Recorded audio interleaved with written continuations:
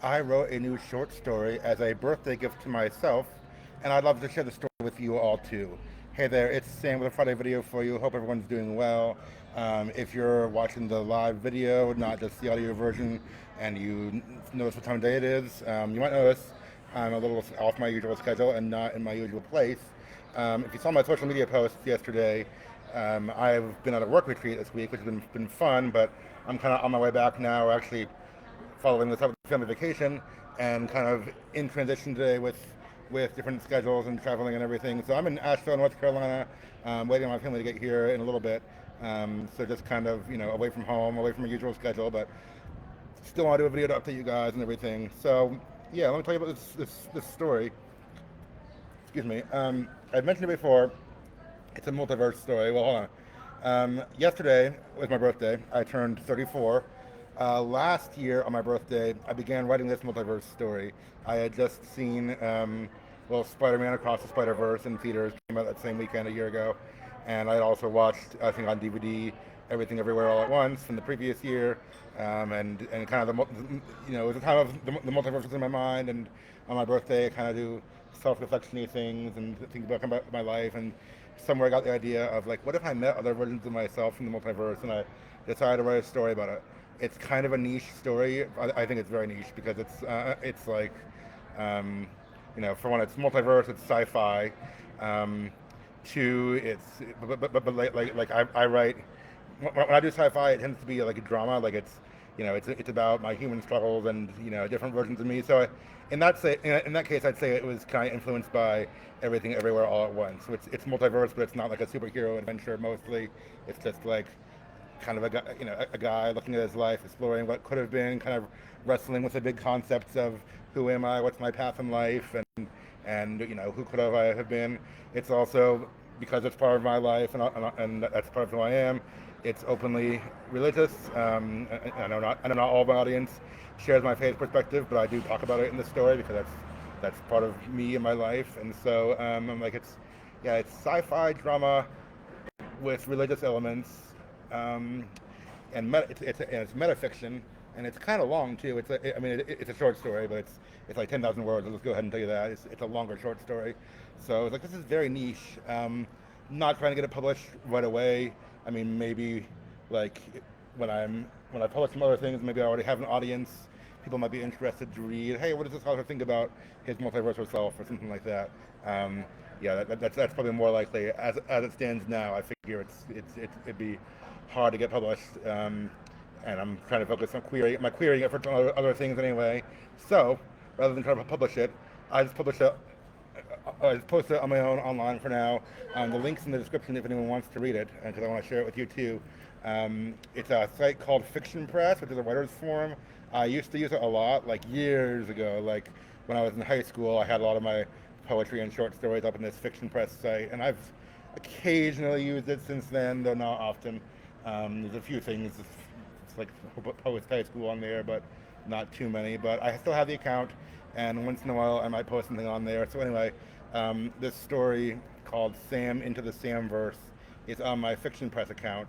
And I'll tell you about the story, and because I mean, I'd love for you guys to read it and see what you think. And it's yes, it's about me. Yes, some of you don't know, may not know me super well, but it's like this is how an author shares himself or herself with the world, is by writing things that open up their soul.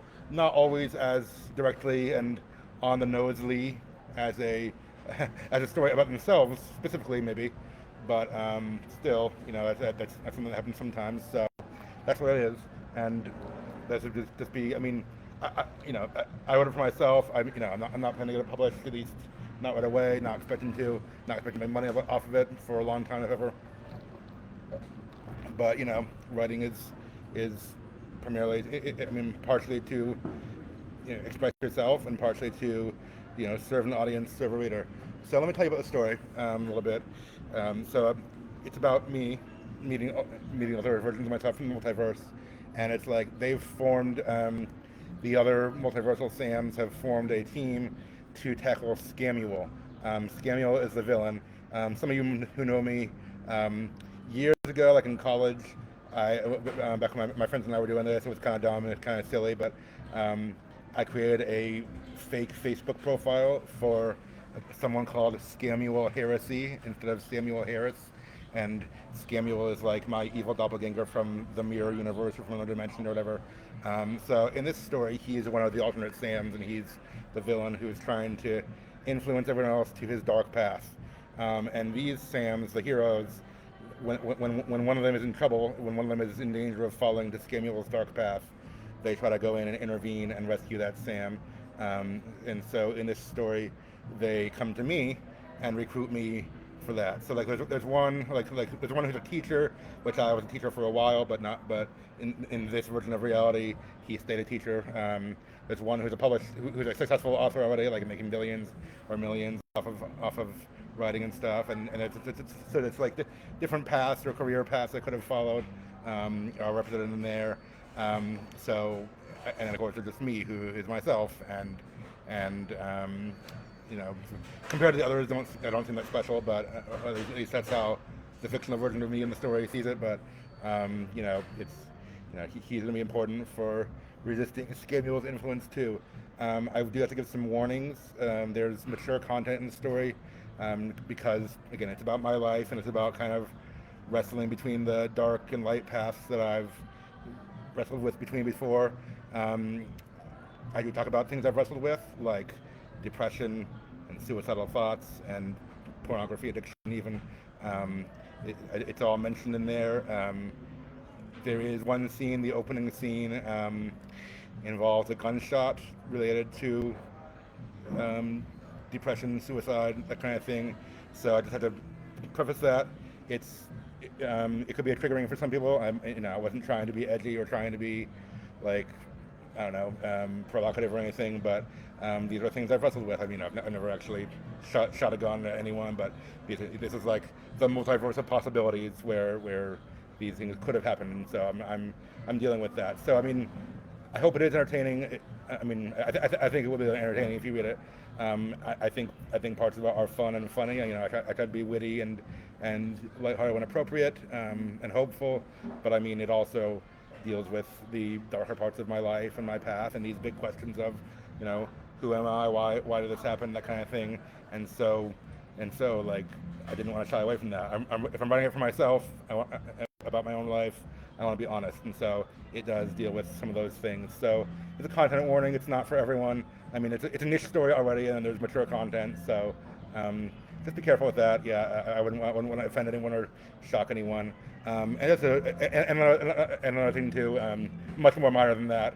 There might be some inside jokes that not everyone gets because that are about my friends and like things I've read and watched and things I've talked about with my friends. So if there's a reference you don't get, just kind of gloss over it. It shouldn't be that important. But might be a few of those in there. Anyway, all that to say, the story is available on my Fiction Press site. It's the link in the description. I know it might feel weird to read a story about like someone else looking into their soul, but then again, isn't that what all of reading is? It's like an author is showing you part of their life, part of their soul. Again, it's not always directly about them, but that's kind of what they're doing, and they want to share this part of their lives with you.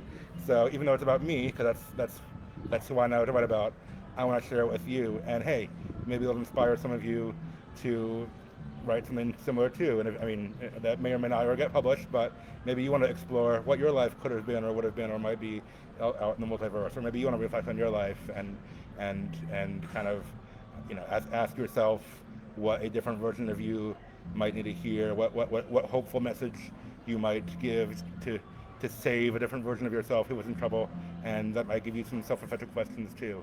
So anyway, if I haven't turned you off yet, if the mature content or whatever doesn't turn you off, I'd encourage you, go check it out. You know, I'm not making money off this. I'm right now. I'm just trying to get people to see it and read it and hopefully appreciate it. So if you enjoy it, drop me a line. Let me know. Drop me a line. I don't know if anyone says that anymore. You know, direct messages, whatever. But hope it encourages someone. Hope it offers hope to someone. Hope it at least entertains someone. Because I wrote it for myself, but I also want other people to know about it too. So there you go. Thanks for listening, everyone. Thanks for